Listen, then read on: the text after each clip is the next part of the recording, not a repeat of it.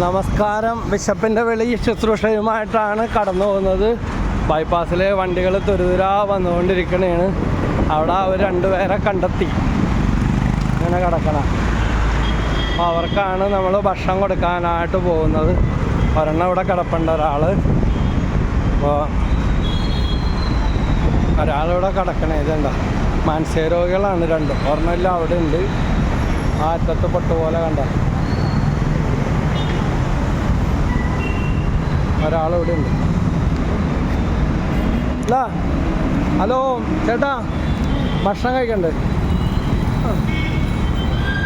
Okay, bye bye. വേഗം കഴിച്ചോ.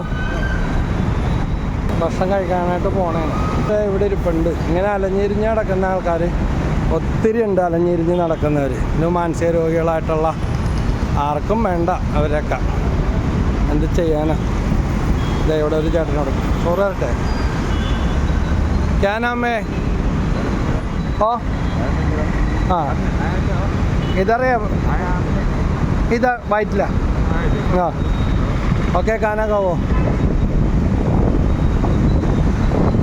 ഇവിടെ ഒരാൾ ആർത്തിയോടെ രുചിയോടെ ആ ഭക്ഷണം തിന്നണുണ്ടോ? ഇതൊക്കെ ഏറ്റവും വലിയൊരു അനുഗ്രഹമാണ്. Okay, bye. കണ്ടോ, വിശന്ന് പൊരിഞ്ഞിരിക്കണമായിരുന്നു.